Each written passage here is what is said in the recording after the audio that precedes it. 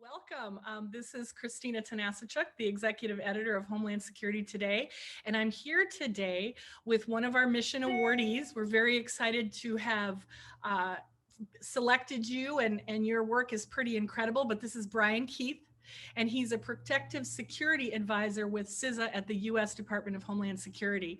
And so he was selected because of his leadership and his connections with advancing infrastructure security, communicating with stakeholders engaged in infrastructure security. And he's actually in Los Angeles, California. So the CISA has 120 protective security advisors across the country, and they do a variety of tasks involved with infrastructure security, which we're going to learn a lot more about that. But we're welcoming him because, as you all know, with COVID, we did not have an in-person awards. And so unfortunately, I'd love to be feeding Brian lobster and champagne, but instead we are going to be doing some interviews with all of our winners to show all of America the profiles in excellence. So people who are doing amazing, excellent work on behalf of our Homeland Security. So I'm very proud and excited to have Brian here as our first interview. We're launching with infrastructure security that's very near and dear to my heart. And so we'll get started. So Brian, tell us what a protective security advisor is. Yes, great. Thank you, Christina. I'm so glad to be here. And I wish I could have that lobster dinner, but I'll look forward to that definitely later on this year. Next year. Absolutely. So a protective security advisor, as you mentioned, there are about 120 protective security advisors that are within the Cybersecurity and Infrastructure Security Agency, or what we like to call CISA. And our role within CISA is to basically be the infrastructure security subject matter experts, the boots on the ground, if you will, out in the communities, out in the local areas that we serve. So we have at least one protective security advisor in at least every major metropolitan city. Several cities have more than one. For example, Los Angeles has two, myself and one other. And our role is to work with our critical infrastructure partners to help secure their facilities. And we do that through a variety of different programs that we have available through CISA, such as active shooter training. We can go out, we can conduct assessments, we can do outreach to different critical infrastructure, such as K through 12 schools. We can do outreach through faith-based community organizations, and et cetera. So we have a pretty robust program that allows all of our private sector stakeholders to take part in our programs and help secure their facilities. Excellent. I don't think a lot of people are aware that you do security assessments, and that they can call the local PSA for such a security assessment. So that's really, really important. And a security assessment is essentially that CISA or one of their PSAs will come out and take a look at your facility and let you know what vulnerabilities you have and give you an opportunity to plug some of those vulnerabilities. Do you see a lot of outreach from the community for that now? We do, and especially now with all the various threats that we're facing throughout our country. And a lot of folks are taking advantage of our services, which are great. But we do realize that, we have a very small workforce that's out there, 120 people across the country. So it's really incumbent upon our protective security advisors to work very closely with our state and local partners, our private sector partners, to foster those relationships and to develop those public and private partnerships, which are really key to the success of the Protective Security Advisor program. Excellent. So I think a lot of people don't realize that CISA can't come in and just tell people what to do, because most of our infrastructure, about 85%, is owned by the private sector. So the engagement of stakeholders is incredibly important, and we hear you are a master at it. So what are some of your tips for others who want to engage people who may sometimes be reticent to get involved? How do you charm these folks into cooperating and working with you on infrastructure security?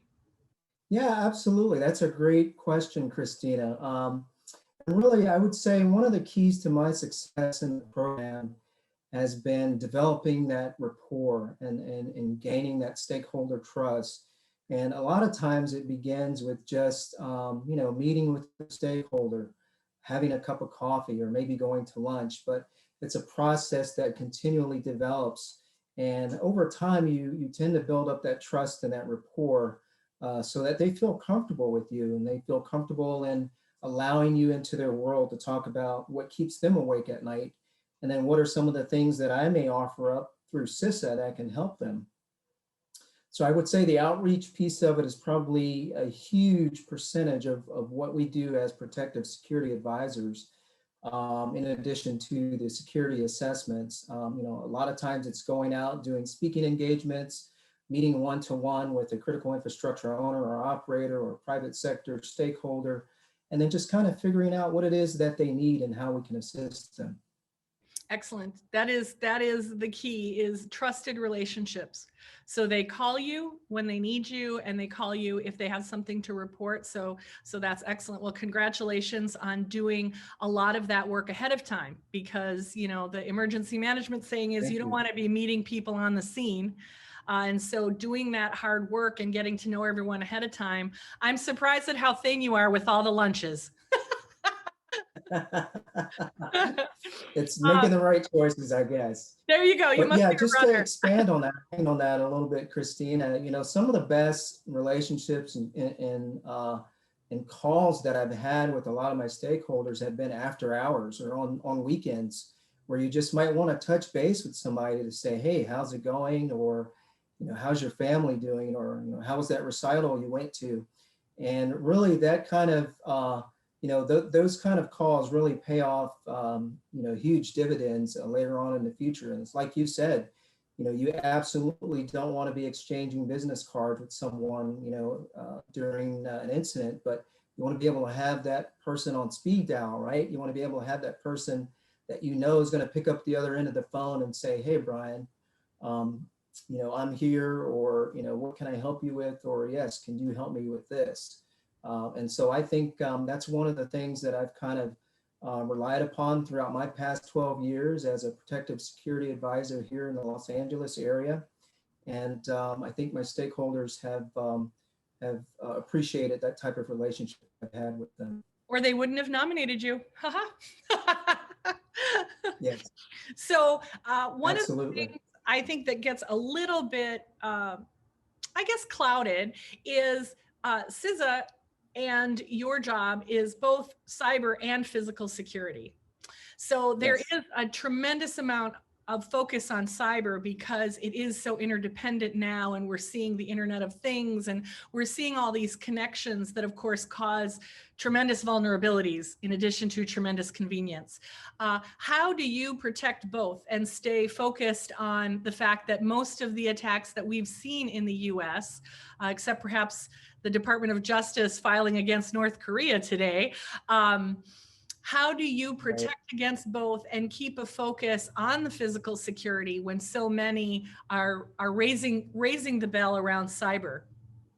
Absolutely. So within the Protective Security Advisor Program, we are the physical security subject matter experts.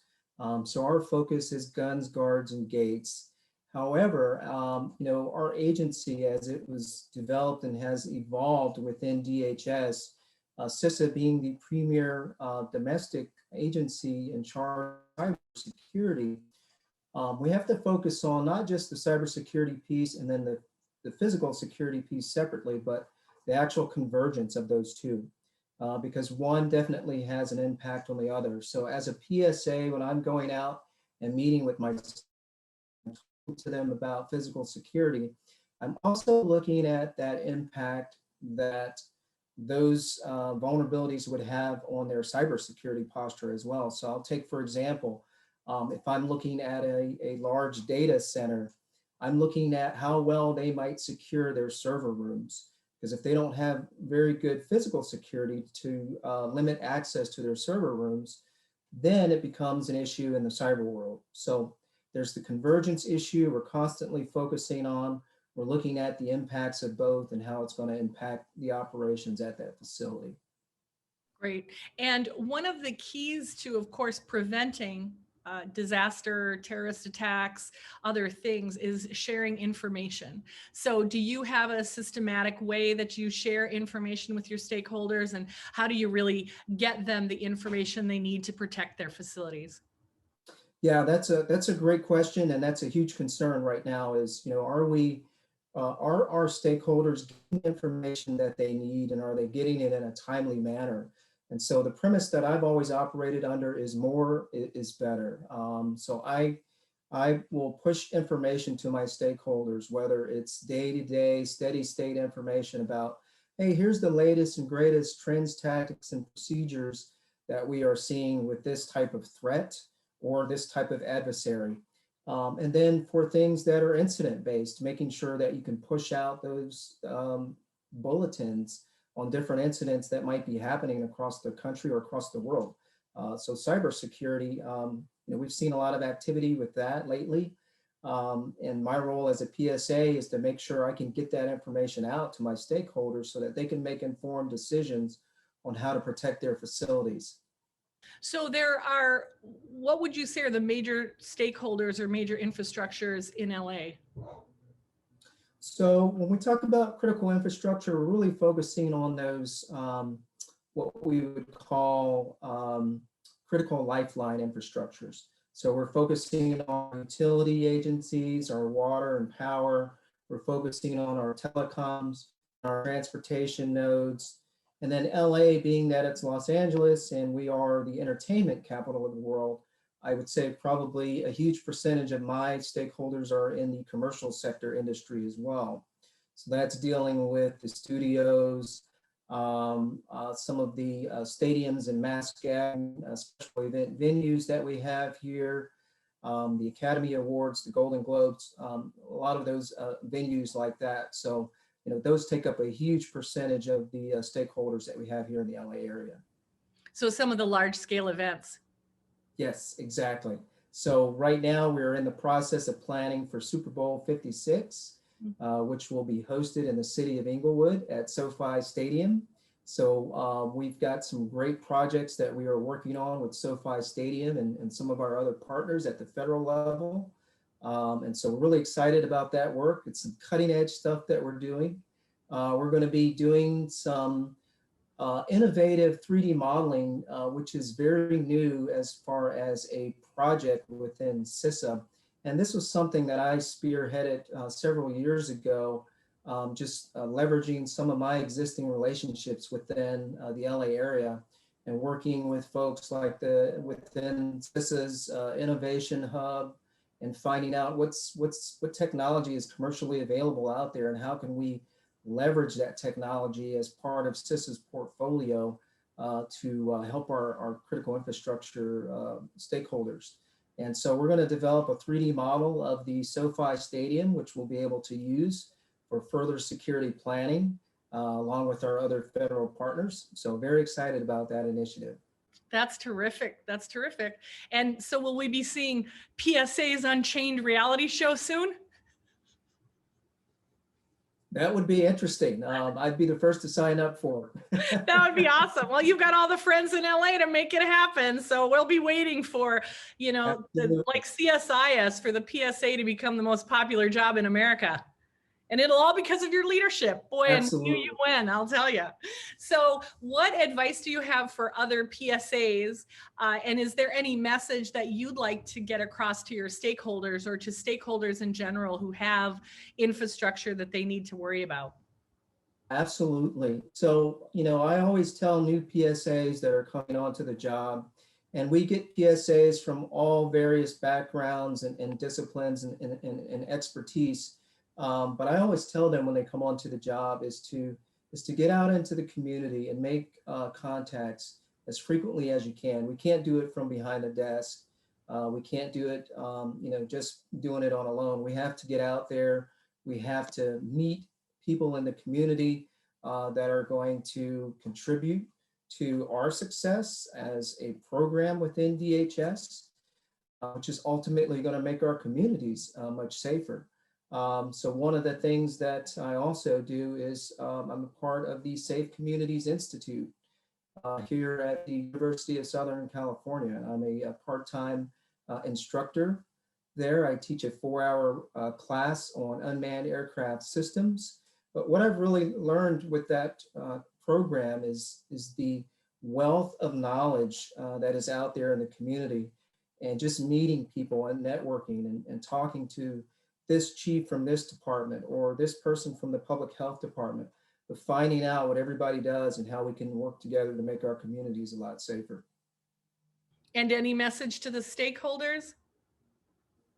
Yeah, to the stakeholders, I would say, you know, we always say that we're the government, we're here to help. And I think there's a lot of truth to that. And I know a lot of people have kind of shied away from big government. And, you know, oftentimes this is the challenge that we have with our critical infrastructure owners and operators. You mentioned it yourself, Christina, is that, you know, 85% of our nation's critical infrastructure is privately owned. And so, and with that comes a lot of trade secrets and proprietary information. So for them to open up their doors and trust someone from the government really takes a lot. So I would say, you know, get to know your protective security advisors. If you're within the private sector or if you're one of our critical infrastructure partners, because we're great people. We're here to help, and we live in our communities. You know, we have skin in the game, if you will. We want to keep it safe as well for us. So that's what I would tell our stakeholders. Excellent. So last year, CISA released a lot of incredible resources for infrastructure holders and certainly for the community at large as well. Where can people access that information, and what can they do to be more informed? Is there like a sign up that they can do as let's say, director of security for a church, or director of security for another facility that might not be, you know, lifeline infrastructure, but certainly people who want access to like your active shooter program and all the tremendous resources that you all have developed? Yes, absolutely. I encourage everyone to go to www.cisa.gov. And on the CISA website, you will see all of the programs that we have broken out by the subject matter that you're looking for. So if it's active shooter training, we have a web page dedicated to active shooter training. I want to call attention to the Hometown Security web page. The Hometown Security Initiative. We kicked this initiative off several years ago, but really it's a mass effort to reach out to our communities and really talk about a 4-step process and how you can use CISA's resources to help make our communities more safer. And that 4-step process is: 1, having those connections with your protective security advisor and the other members of the federal government. And then 2 is to make a plan, have a plan in place, whether it's a plan for earthquake preparedness, or if it's a plan for active shooter and workplace violence prevention and preparedness, or if it's a plan for, you know, how do I defeat UAS or drones at my facility. But make a plan, and then the second piece would be, or the third piece would be, to have all your employees trained on that plan. And then the last piece would be to reporting suspicious activity. So that 4-step plan, to connect, plan, train, and report plan, really encompasses our hometown security message that we're pushing out there. And that information is available on our website as well. Excellent. And Homeland Security Today actually has led a very extensive effort on behalf of CISA, really, for the National Critical Infrastructure Security and Resilience Month, an acronym that certainly fills the mouth. Yes. Yes, it's a doozy. But we have a Facebook page devoted to National Critical Infrastructure Security and Resilience Month. And we also have a leader in infrastructure reach out to the community and ask for people to submit articles or videos about what they're doing, sharing some of the best practices. So Brian Harrell, your former director of the Office of Critical Infrastructure, he led our effort in November of last year. So every November, Outstanding. you do that month, and each week is dedicated to a different piece of critical infrastructure. And I know Hometown Security started about 2 years ago. So congratulations Yes. on that effort. And I think certainly that awareness campaign and awareness in general is incredibly important for the safety of all citizens. So we appreciate Thank that. you. So excellent. Well, I want to congratulate you again for winning a mission award from Homeland Security today. You certainly have done an exceptional job. We hope people have enjoyed this first of our interviews with our people who are profiled because of their excellence in what they do on behalf of our homeland. So Brian, thank you. Thank you for the work you do. And I hope we see a lot more of you in the future. Thank you so much, Katrina, for your time today. I'm very honored to be one of the awardees this year. Thank you. Take care. And certainly let us know if you Thank ever you. need anything. Homeland Security Today is here to support you, and we appreciate your work. Have a wonderful afternoon.